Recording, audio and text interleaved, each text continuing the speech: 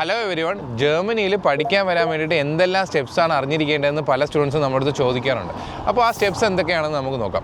അതിൽ ആദ്യം വരുന്നതെന്ന് പറഞ്ഞാൽ നിങ്ങൾ APSന് അപ്ലൈ ചെയ്യേണ്ടതാണ്. APS എന്ന് പറയുമ്പോഴത്തേക്കും നിങ്ങളെ എഡ്യൂക്കേഷണൽ ക്വാളിഫിക്കേഷൻസ് ഓതൻറ്റിക് ആണോ എന്ന് ചെക്ക് ചെയ്യുന്നൊരു പ്രോസസ്സ് മാത്രമാണ്. അതിനൊരു 1 to 2 months ടൈം എടുക്കും. അതുകൊണ്ട് നിങ്ങൾ ജർമ്മനിയിൽ പഠിക്കാൻ വരുന്നുണ്ടെന്ന് തീരുമാനിച്ചാൽ ഉടനെ തന്നെ ഈ APSന് അപ്ലൈ ചെയ്യണം. അതുപോലെ തന്നെ നമുക്ക് IELTS മാൻഡേറ്ററി ആണ്. അപ്പോൾ APSന് അപ്ലൈ ചെയ്ത് IELTS എക്സാം എഴുതി കഴിഞ്ഞാൽ നമുക്ക് ബാക്കി പ്രോസസ് എല്ലാം നമുക്ക് ഈസി ആയിട്ട് ചെയ്യാൻ പറ്റും. അപ്പോൾ ഫസ്റ്റ് സ്റ്റെപ്പ് APSനും IELTSും അപ്ലൈ ചെയ്യുന്നതാണ്. ഇനി നമുക്ക് രണ്ടാമത്തെ സ്റ്റെപ്പ് ഒന്ന് നോക്കാം. അതെന്ന് പറഞ്ഞാൽ നിങ്ങൾക്ക് ഏത് കോഴ്സാണോ പഠിക്കേണ്ടത് ആ കോഴ്സ് റിലേറ്റ് ചെയ്തിട്ടുള്ള യൂണിവേഴ്സിറ്റീസ് എല്ലാം സെലക്ട് ചെയ്ത് വെക്കുക. അപ്പോൾ ജർമ്മനിയിൽ നമുക്കൊരു 200ഓളം പബ്ലിക് യൂണിവേഴ്സിറ്റീസ് അവൈലബിൾ ആണ്. അപ്പോൾ ഇത്രയും യൂണിവേഴ്സിറ്റീസിൽ നിന്ന് നിങ്ങൾക്ക് അഡ്മിഷൻ കിട്ടാൻ കൂടുതൽ പ്രോബബിലിറ്റി ഉള്ള യൂണിവേഴ്സിറ്റീസ് സെലക്ട് ചെയ്യുക. അതിനുവേണ്ടി നിങ്ങൾക്ക് ഡാഡിൻ്റെ വെബ്സൈറ്റ് ഉപയോഗിക്കാം. അതുപോലെ തന്നെ യൂണിവേഴ്സിറ്റിൻ്റെ വെബ്സൈറ്റിൽ നിന്നൊക്കെ നിങ്ങൾക്ക് ഒരുവിധം ലിസ്റ്റ് ഓഫ് യൂണിവേഴ്സിറ്റീസ് കിട്ടും. മൂന്നാമത് വരുന്നതെന്ന് പറഞ്ഞാൽ ആപ്ലിക്കേഷൻ പ്രോസസ്സാണ്. നിങ്ങൾ സെലക്ട് ചെയ്ത് വെച്ചിരിക്കുന്ന യൂണിവേഴ്സിറ്റീസിൽ പ്രോപ്പറായിട്ട് ആപ്ലിക്കേഷൻസ് ഫയൽ ചെയ്യുക. ഓരോ യൂണിവേഴ്സിറ്റിക്കും ഓരോ ടൈപ്പാണ് ആപ്ലിക്കേഷൻസ് വരുന്നത്.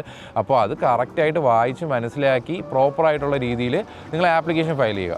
അപ്പോൾ നാലാമത് വരുന്ന സ്റ്റെപ്പ് എന്ന് പറഞ്ഞാൽ നിങ്ങൾ ചെയ്ത ആപ്ലിക്കേഷൻ പ്രോസസ്സ് എല്ലാം കറക്റ്റാണ്. നിങ്ങൾക്ക് ഇവിടുത്തെ യൂണിവേഴ്സിറ്റിയിൽ അഡ്മിഷൻ കിട്ടുമെന്ന് ഉറപ്പുണ്ടെങ്കിൽ അപ്പോൾ തന്നെ നിങ്ങൾക്ക് ജർമ്മൻ ലാംഗ്വേജ് പഠിക്കാൻ ജോയിൻ ചെയ്യാവുന്നതാണ്. കാരണം നിങ്ങൾക്ക് എന്തായാലും ആപ്ലിക്കേഷൻ്റെ റിസൾട്ട് വന്ന് വിസ ആപ്ലിക്കേഷനെ കഴിഞ്ഞ് ഇവിടെ എത്താൻ എങ്ങനെയായാലും ഒരു 2 to 3 months എടുക്കും. അപ്പോൾ ഈ ടൈം ഫ്രെയിം കൊണ്ട് നിങ്ങൾക്ക് നാട്ടിൽ നിന്ന് മാക്സിമം എത്രത്തോളം ജർമ്മൻ ലാംഗ്വേജ് പഠിക്കാൻ പറ്റുമോ അത്രത്തോളം ജർമ്മൻ ലാംഗ്വേജ് പഠിക്കുക. അപ്പോൾ ഇനി അഞ്ചാമത് വരുന്ന സ്റ്റെപ്പ് എന്ന് പറയുമ്പോഴത്തേക്കും നിങ്ങൾക്ക് ഓൺസ് ഓഫർ ലെറ്റർ റിസീവ് ചെയ്ത് കഴിഞ്ഞാൽ വിസ ആപ്ലിക്കേഷൻ ഫയൽ ചെയ്യുക എന്നുള്ളതാണ്. അപ്പോൾ വിസ ആപ്ലിക്കേഷന് മെയിനായിട്ട് വരുന്ന ഡോക്യുമെൻറ്റ് ബ്ലോക്ക്ഡ് അക്കൗണ്ടാണ്.